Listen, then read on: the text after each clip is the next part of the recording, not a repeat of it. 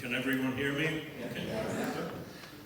I'm going to read this. I usually don't, but if I don't, in this case, I'll mess it up.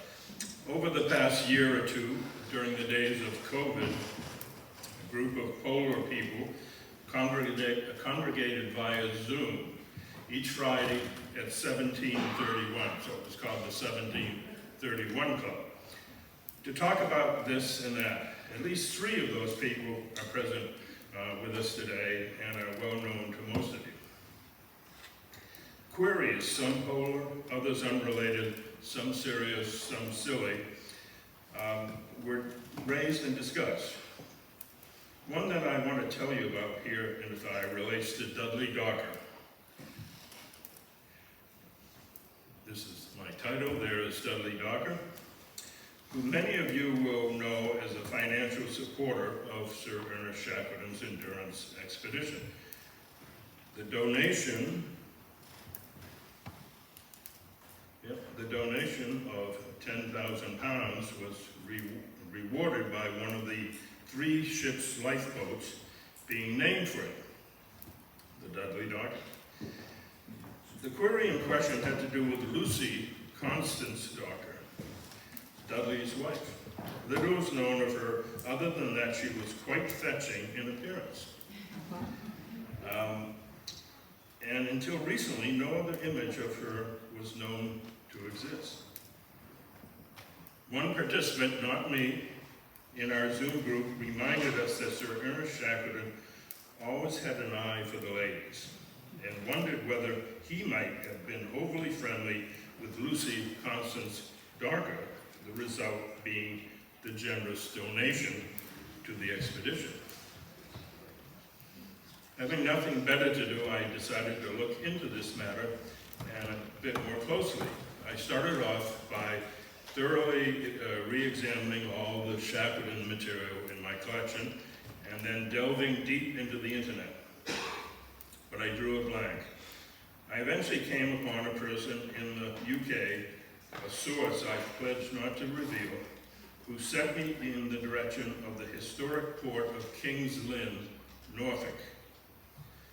Ignoring the restrictions of COVID, I soon found myself in King's Lynn, at the Lynn Museum in Market Street. I had been told that a diary resided there for the year 1914 that, although unsigned, was, my confidential source swore, the diary of Lucy Constance Docker. This archivist, Jane Norcross, was very accommodating when I visited and retrieved the diary and laid it down before me. I paged through it without noting anything in particular until I came upon the entry for Friday, February 13th, 1914. I was struck as though a lightning bolt had shot down from above. Let me share the entry with you. February 13th, 1914.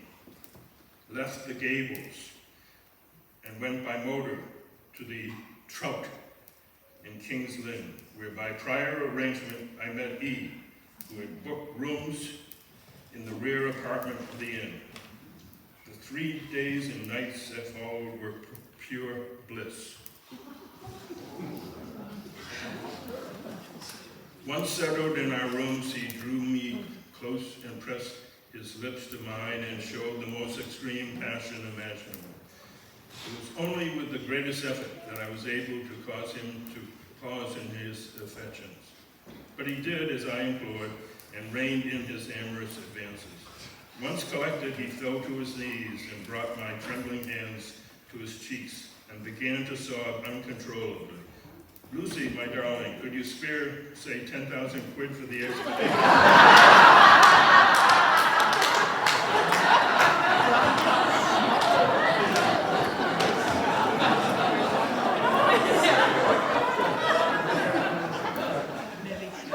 I'll name a lifeboat after you.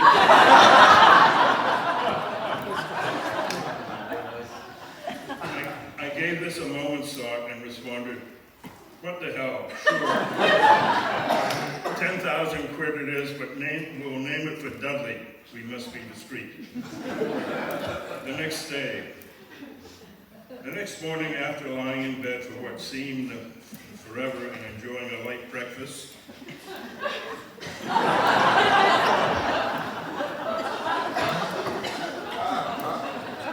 wandered out of King's Lynn along the Ouse towards the Wash and traipsed across the open countryside, running and laughing hand in hand, deliriously happy.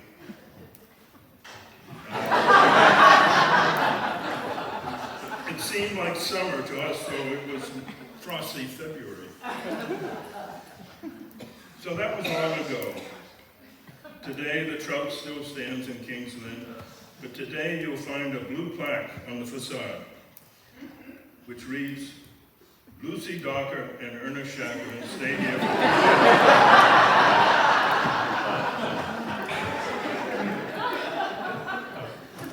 Alas, it was just a weekend dalliance. Lucy and Dudley lived on together for many years and remain together today in All Saints Churchyard in Coles Hill, Buckinghamshire. It was an interesting piece of research, and I'm happy to have been able to share it with you today. On a closing note, recently the Shackleton Museum was offered miniature portraits of both Dudley and Lucy, who in her later years, as you can see here, remains as fetching as ever. Thank you.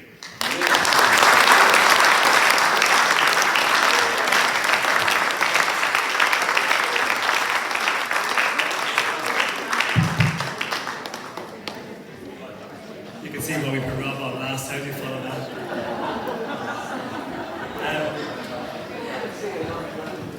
I don't know if we have to have